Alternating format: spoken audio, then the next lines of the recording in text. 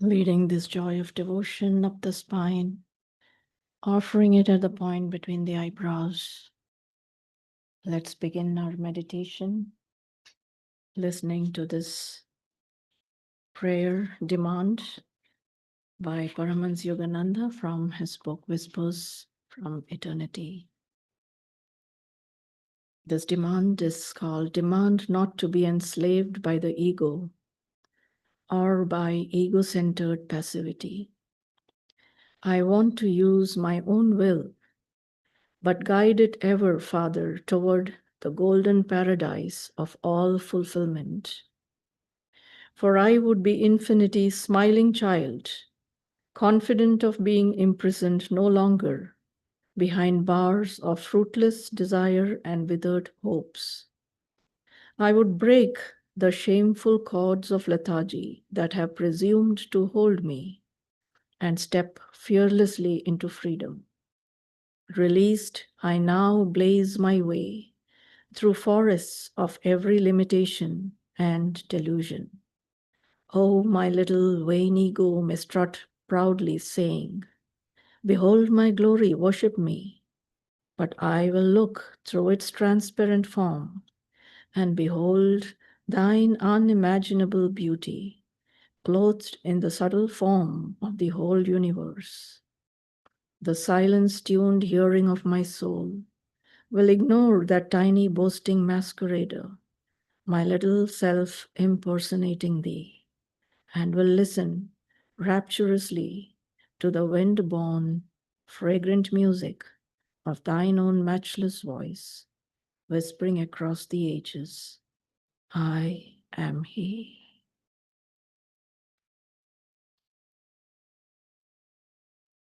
Let's carry this into a meditation, Hong Song, offering every heartbeat, every breath, every thought into the fire of God's love. We'll meditate till 7:30.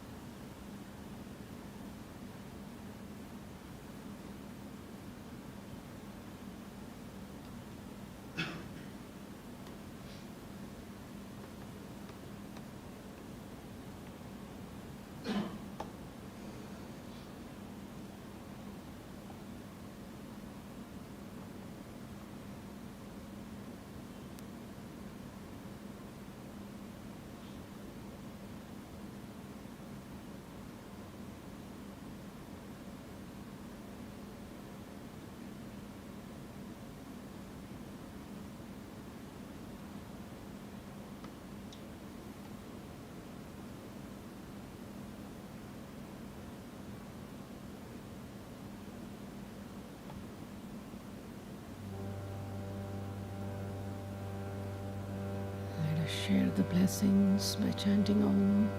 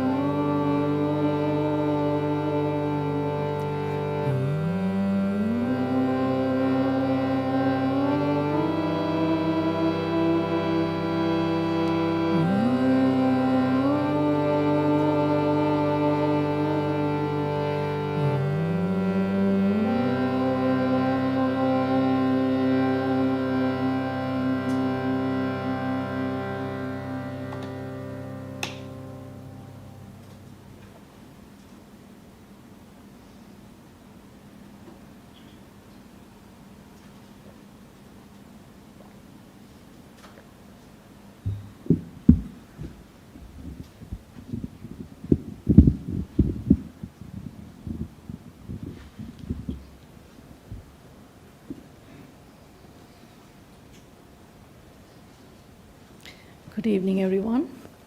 It's lovely to see everybody. Hope everybody had a wonderful day. And thank you for taking the time out to be together today. So today's reading and verse for inspiration is taken from chapter 3 of the Essence of the Bhagavad Gita by Paramahansa Yogananda, as commented by Swami Kriyananda. The verse is 10, and there are two verses together with it, but we'll focus on one today. Chapter 3, verse 10, Prajapati, God in the aspect of creator, brought mankind into manifestation, and in so doing, gave man the potential for self-offering into a higher awareness through yajna. Along with this gift, he enjoined mankind, whatever you desire, seek it by offering energy back to the source of all energy. Let this sacrifice be your milk cow of fulfillment. And Swamiji in his commentary talks about the power of Kriya Yoga being the real fire rite. So I thought I'll take up the concept, the principle of sacrifice in today's satsang. So Lord Krishna is telling Arjuna that among all things in creation, he has bestowed mankind with the greatest gift, the potential for self-offering into an awareness greater than the human state. Now, how we look at the term human may differ. Sometimes we say, oh, I'm only human. And sometimes we may look at it as to be human is to be godlike. As we realize on the path that what you see is what becomes real for you. So perceive it, see it in whatever way you feel, but let that choice be one that takes you towards ever greater freedom and understanding and realization in God. But when we read that line, we wonder how many times and how often do we really recognize this great gift for its potential? We have many gifts on our list of things for this life, for the special days that we have, for the day, for the week, for the month. But the very potential that we are bestowed with of self-offering, that is the most sacred and the greatest gift we have. Our state of being, our state of being is our greatest gift. But we can translate it into something special only when we begin to accept, acknowledge, recognize, and lift that gift into its true potential. There is, everybody knows of this principle, love the Lord your God with all your heart, with all your soul, with all your mind, and with all your strength. What is sacrifice? What is self-offering? At different levels in thought, in energy, in action. But on this material plane, whatever thought we may have is strengthened in its nobility and in its power and strength when it is established on this matter plane through action.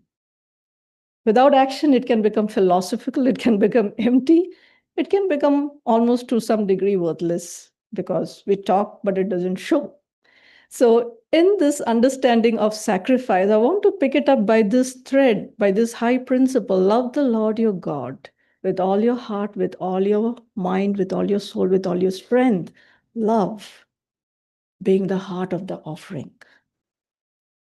And what do you love? We are deluded by matter.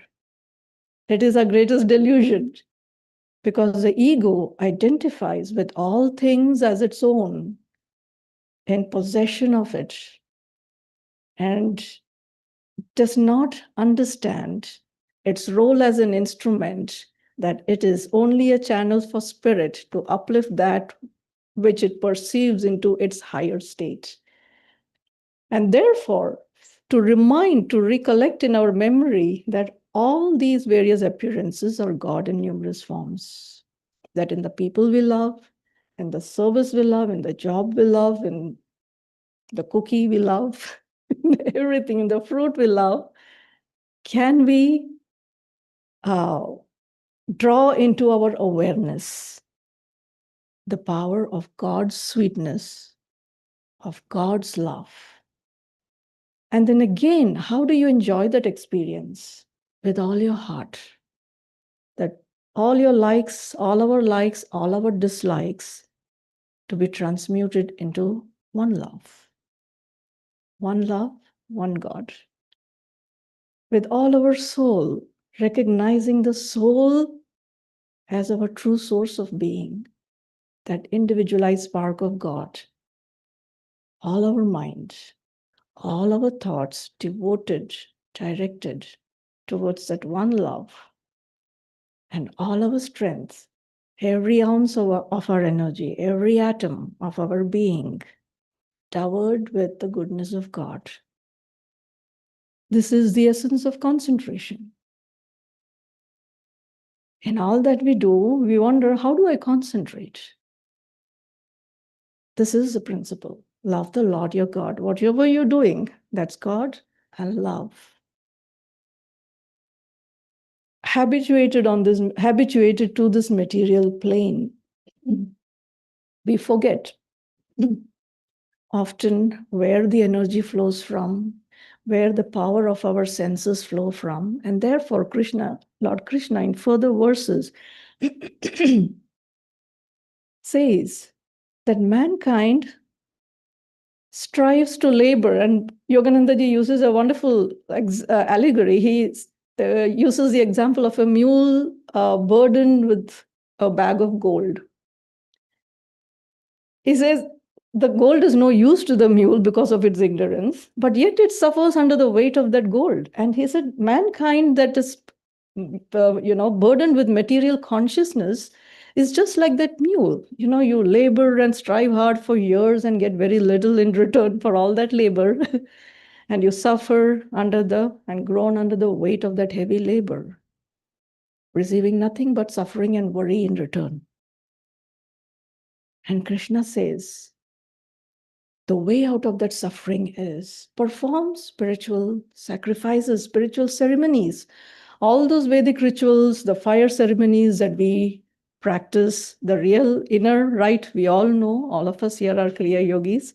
We all talk about and know that the inner fire rite is Kriya Yoga. But even those outer ceremonies, what is Krishna asking us to follow?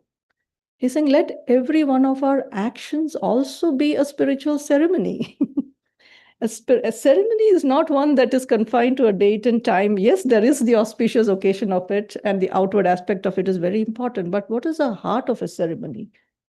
It's purity. The essence of a ceremony is in its purity. And therefore, to be able to invest every action with that purity. And again, what is the definition of purity? That pure love, seeing only God. That's purity. And that is the striving of the Kriya Yogi. That in that striving, all that clay, as Master writes in his song, all that clay is transmuted into gold. The gold of peace, of bliss, of love, that is not troubled by the changing temperament of this world and of people around you and of circumstances around you. But this offering of sacrifice, purity. What is purity as we discuss? Keep the self aside. There are different, you can approach it from different angles. Keep the self aside. And we know what is pure and what is not pure. Sometimes we like to fool ourselves, we like to delude ourselves. In the last 1.5 weeks, I've been praying about a certain force of habit that is very interesting. And something that I noticed is that even in the, so, you pray to God, God, at least make me aware when I am,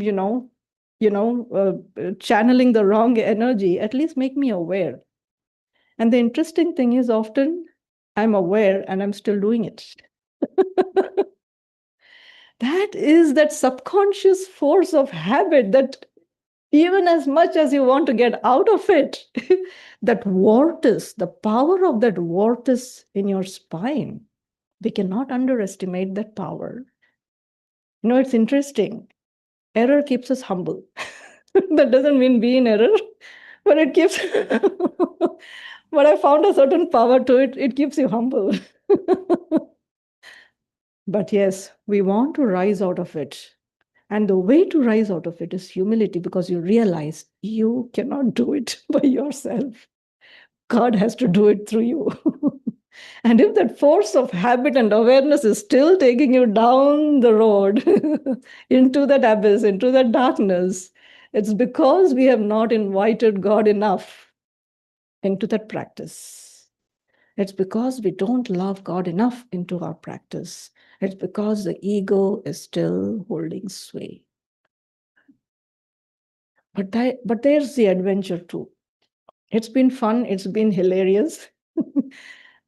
it's a joy as we practice the principles, the techniques of the path. But the technique that we have been given, we've been hearing a lot about the state of the world and all that is happening around.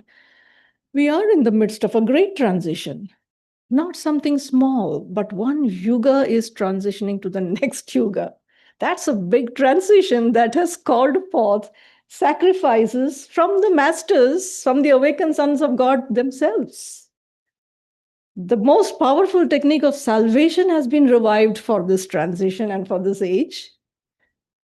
Christ makes a special request to Babaji to send somebody who can take the divine science and art of Kriya Yoga to the West, because they see potential saints waiting to be awakened. And why potential saints waiting to be awakened? The world needs all the saints it can have at this moment. And we all need to be. Jyotishji announced a wonderful club, the Future Saints Club. And I think we should all be enthusiastic about joining that club. And he has given clear instructions about it. Have a journal, write down, take an affirmation, take an idea, take a thought that you want to change, practice it, and be sincere. Offer your sincerity. It is a channel through which purity flows. God watches the heart. If you're sincere, that's all that is needed. But this importance, as Lord Krishna says in this verse, no gift comes free. With this wonderful gift is enjoined on mankind. It is a spiritual responsibility of mankind that whatever desire we seek to fulfill can be done only by returning that energy back to its source. Seek to fulfill it by returning that energy back to its source. So let's come back to the principle of sacrifice again. What is it? Worship. How do we make an offering? How do we make a sacrifice? How do we worship? And Krishna, through this verse, is telling us, whatever we are doing, offer it with love and offer it to God. That is sacrifice. That is true worship. And we can do that from the moment we wake up, even in your sleep, as Master said, invite me in your sleep. Why waste those hours? Master said, I go through every thought. When you sleep, I weed out the garden of your consciousness. Invite Master before you go to sleep. Invite him to weed out your garden. Master, there is that story of Swamiji. Master tells him, God will come to you at the end of your life, but don't think about it. Now, why did Master tell him, don't think about it? What happens when you keep thinking about the results of something? You become attached. And in that very attachment, we drive God away. And he wanted to be a hermit. Master said, your job is writing, lecturing, editing. The lives of the masters are a great example of sacrifice and doing what his guru asked him to do. His sacrifice brought him the fulfillment that his soul came to destined for in this incarnation. He found freedom, he found liberation. All that we are seeking, friends, make no mistake. But no matter how much we read, there is that aspect about time and space in this world. And at the same time, the power of purity is that all delusions drop. In its power, time and space cease to exist in that heart of purity. And that is its power. But Master, as Swamiji's life showed, if we can say, I will, I can, if your heart is resisting, even if your mind is hesitating, if your body is not willing, your spirit is rebellious, if we can still say, I will, that's the first step to sacrifice. And then we may go back to sleep. Like Master said, there are people, if you call them in the morning, they'll say, yes, I'm getting up. And then he'll say they'll turn around and go back to sleep. But put out that first step. The next step is give it more energy. God, I've got to get up today morning. Okay, you whine and groan and you get up and you sit in bed and then you again go back to sleep. Well, that is more energy. And then you come to a point where you realize through experiences that I better get up and get out of bed, get going. I will, I can, and you do it. There's a book that Swamiji has written, Do It Now. It was called Do It Now. Now it's Living Wisely, Living Well. But there is power. We want to understand, we want to make sense of things, we want to reason things out. But that's the road to nothing often. If that reasoning that is not constructive, it very quickly takes you into that maze of passivity, as that prayer said, egoic passivity. And pretty soon the door of opportunity closes. I remember at one time, I don't know if I've shared this story before. I remember in the early years when I just joined the path, it was a Thursday and we had just started satsangs. And I was going to work one morning and sitting in the bus, I was thinking, should I take prasad today, And the mind quickly kicked in and it says, no, there's so much prasad every day, every time, You don't need to add more to that flood. How the mind reasons, there's a river flowing, you don't need more water in that river. But something told me that's not right. So, but I kept talking to Master. I said, okay, Master, tell me very clearly before I get down from this bus, because once you get down from the bus and get involved in the day-to-day affairs in the office, you don't have time. So I told Master, before I get down from this bus, please guide me as to what I should do today evening. And throughout that journey, it was a 15-minute journey. And throughout the journey, kept, reasoning and tussling with myself. And, the bus nears the office and I still didn't have the answer. And I was like, oh, Master, I really need an answer. And as I was getting down the steps of the bus, the answer comes. All that I have given is mine. All that you have is mine. Give. Your offering is your offering. Somebody else's offering cannot complete it for you. It has to be one of yourself.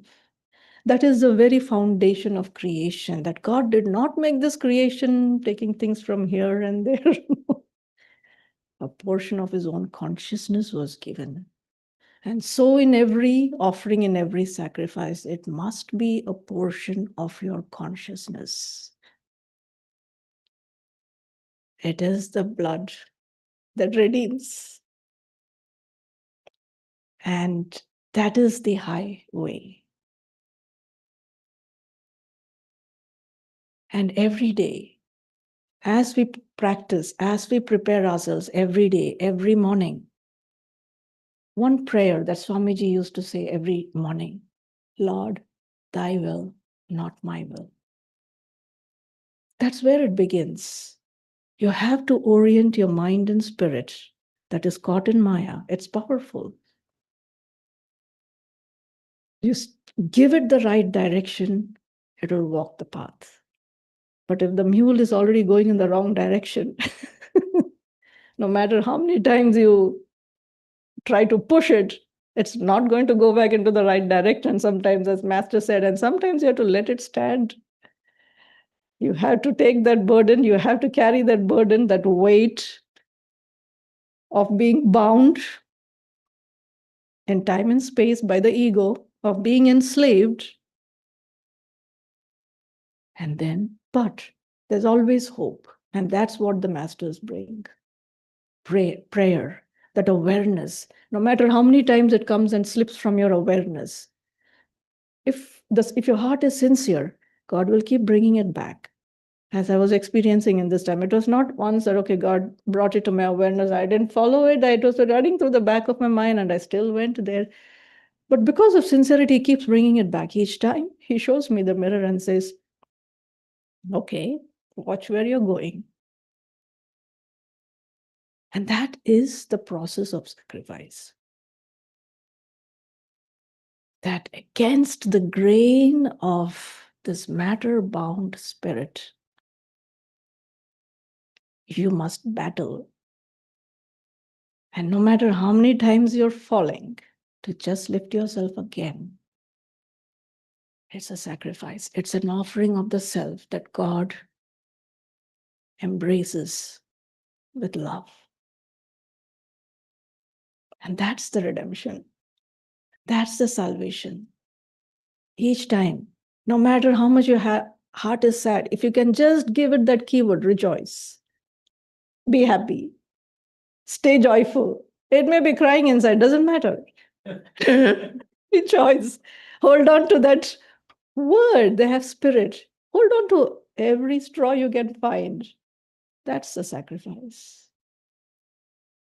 We've got to give it everything. Christ, he was in the temple teaching, and he observed many people putting into the treasury of the temple from the abundance of all they had. And then a poor lady comes. Now, we can't really call her poor. She was the richest among them all, but materially poor. She had 2 cents, and that was all she had. And she put that into the treasury. He observed it and called out to his disciples, all that I've given before her have given from their abundance. But she who had little has given all that she has. That is yajna. That is the fire, right? That you give everything. There is nothing to hold back. Because when you hold back, what is it that holds you back? It's the ego. What about me? So whatever little we are holding back, remember, just give it out. Just give it away. Give it back to God. It has come from him. There is nothing we can call our own. Give it back to him. And it's all yours, God. This body, this mind, this spirit, this soul, it's all yours. Use it as your channel. Use it as your instrument. and let your light shine. Let's take a few moments to look at some of the examples of sacrifice this prayer mentions. Using our will. That is the power with which we perform a sacrifice. Master said karma guides stars and destinies, but even greater is when karma is guided by your free will. That has greater power, greater than the stars and the destinies that we come with. So, using our will to choose the right thought and action, breaking the shameful cords of lethargy, stepping fearlessly into freedom. How often fear holds us back? Offer a sacrifice of that fear. Invite God to replace that fear in your heart. When your ego says, "Behold my glory, worship me," to straighten the spine, lift the energy from here to here, from all those areas where the energy is imprisoned, along the various energy centers, to resolutely do your practice of Kriya and offer that energy at the spiritual eye. And when that fire blazes at the spiritual eye, as Yogananda ji says, spiritual perceptions, the wisdom of God, His power, His love flows into us, and we feel that beautiful moment.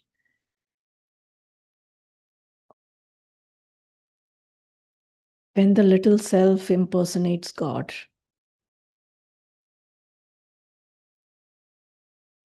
I will listen rapturously to the wind-borne fragrant music of thine own matchless voice, whispering across the ages, I am He.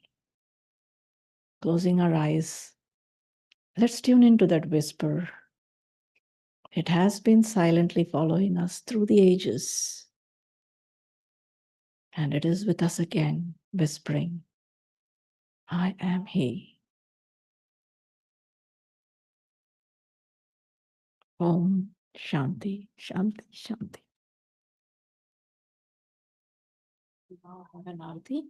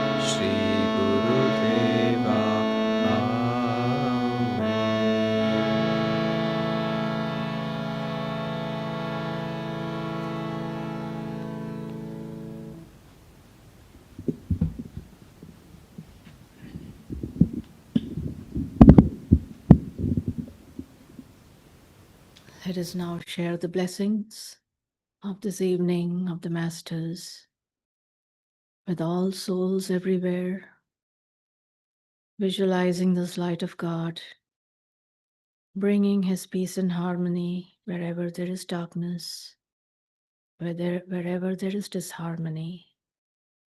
May this light shine bright.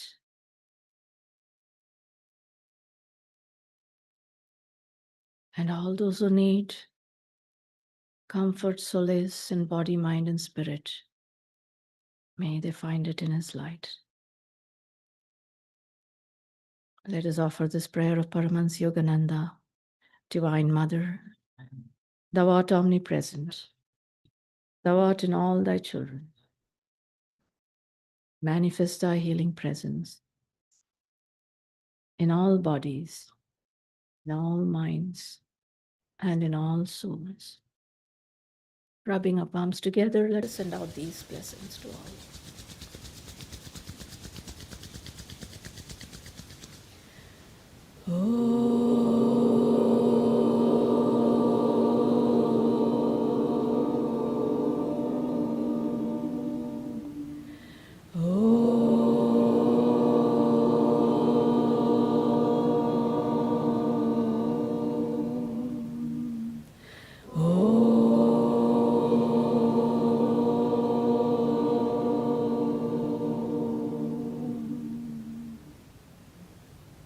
Om Shanti, Shanti, Shanti.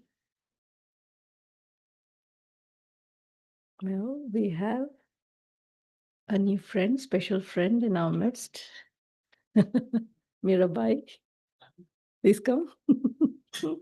Oh, Dharnaji, maybe you can also come and we'll probably share the good news.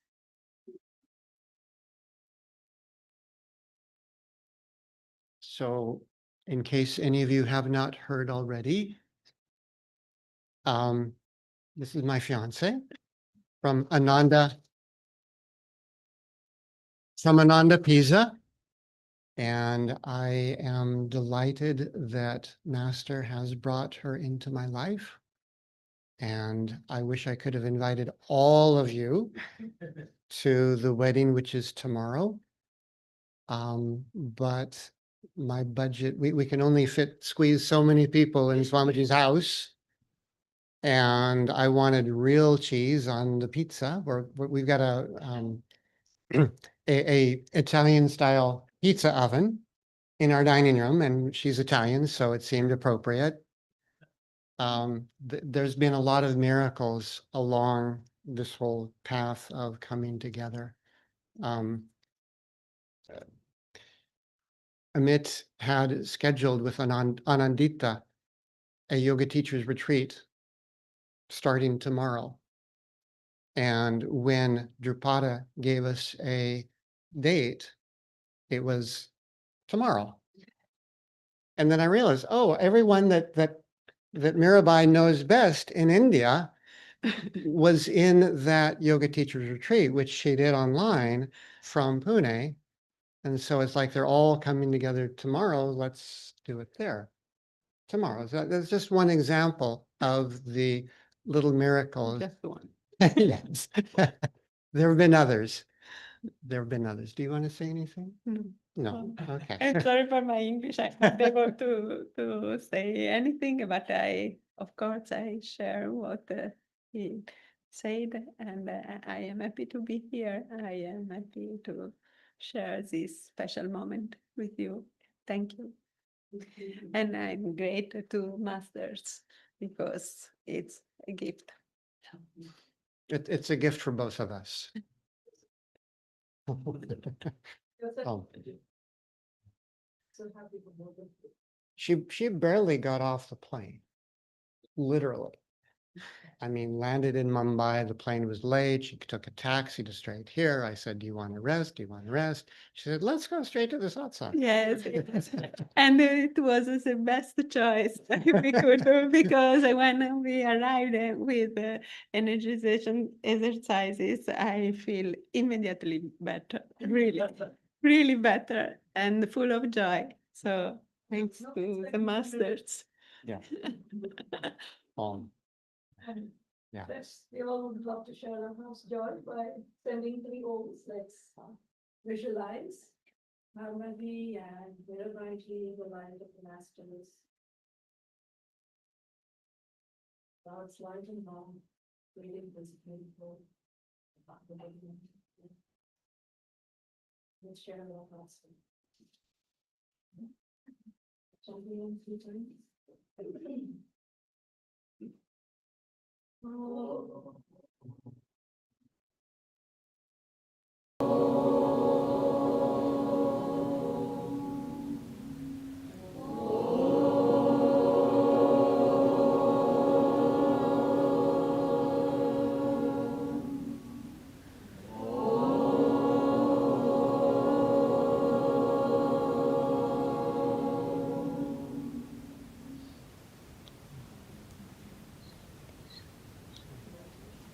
Thank you. Thank you. Thank you also join.